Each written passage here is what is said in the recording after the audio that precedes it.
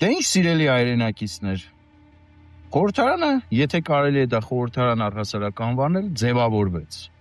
Ու ինչ պատկեր ունենք մենք։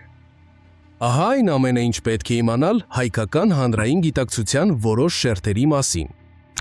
Հեյդար Ալիևի կիսանդրու առջև խոնարհված Պուտինը հայ հանրության մի հատվածի ընկալմամբ շարունակում է մնալ ուժեղ եւ գերհզոր առաջնորդ։ Զարմանալի է, թե ինչպես է իրենցից անհամեմատ թույլ երկրի նախկին ղեկավարի արձանին նման հարգանքի տուրք մատուցող գործիչը դիտվում որպես հզորության մարմնավորում։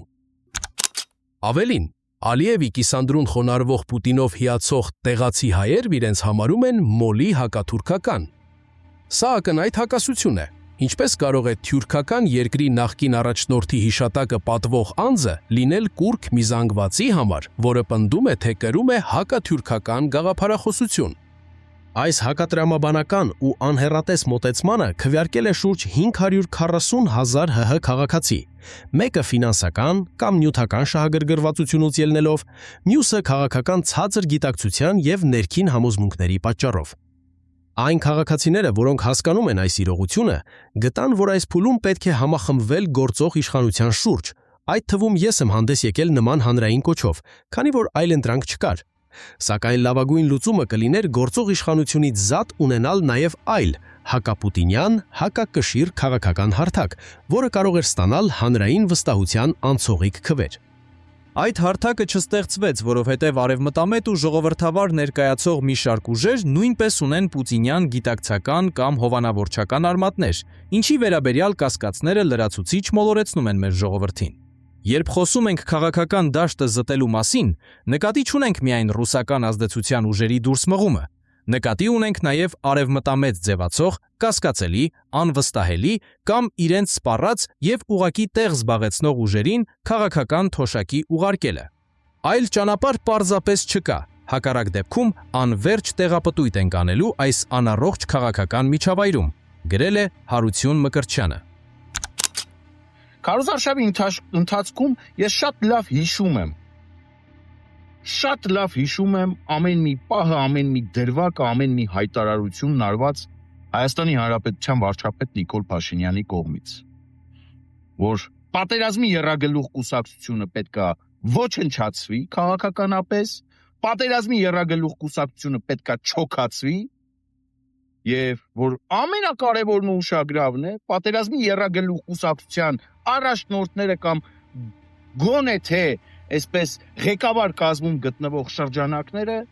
հանդիսանում են օտարերկրյա հատուկ ծառայությունների գործակալներ։ Ես չգիտեմ, սիրելի հայրենակիցներ, շնորհավորեմ մեզ բոլորիս այս առիթով, որ գործակալները ներթափանցել են խորհրդարան, ցավակցեմ Նիկոլ Փաշինյանին, որ գործակալները ներթափանցել են խորհրդարան, բայց մի պարզ եւ շատ այսպես բացահայտ երևացող եւ այլևս բացահայտ ներկայացվող մի պահանջ ունեմ։ Այս խորհրդարանը պետք է լուծարվի։ Մենք բոլորս, սիրելի հայրենակիցներ, մենք բոլորս, կրկնում եմ, Հայաստանի Հանրապետության քաղաքացիներս պետք է հասնենք նրան, որ այո, գործակալներով լեցուն խորհրդարանը ըստ Նիկոլ Փաշինյանի, կրկնում եմ, պետք է օր առաջ, ժամ առաջ լուծարվի։ Իգործ, այս պահից սկսած կոչ եմ անում քաղաքական դաշտում գործող առողջ ուժերին ու շրջանակներին ջանք ու եռանդ չխնայել եւ հասնել այս նպատակի իրականացմանը։ Հակառակ պարագայում ստացվում է, որ մեզ բոլորիս ավանակի տեղ են դրել, ձեռ են առնում ու իրենց պատկերացմամբ եւս 5 տարի Հայաստանի Հանրապետության քաղաքացին պետքա ստիպված լինի հանդուրժել մի խորհրդարան, որտեղ ազգային ժողովի падգամավորի մանդատը քեշ փողով առել են, մի խորհրդարան, որտեղ ազգային ժողովի падգամավորի համար Վլադիմիր Պուտինը Նիկոլ Փաշինյանի առաջ միջնորդում էր, որպեսզի նրանք գնան խորհրդարան կամ մասնակցեն ընտրություններին, մի խորհրդարան, որը նախորդից ոչնչով չի տարբերվում։ Ես այս թեման եւ այս օրակարգը անընդհատ առաջ եմ տանելու եւ այս հարցում փնտրում եմ համախոհներ, փնտրում եմ գաղափարակից ընկերներ, ովքեր պատրաստ են այս օրակարգի շուրջ համախմբվելու եւ համախմբելու Հայաստանի Հանրապետության քաղաքացիներին։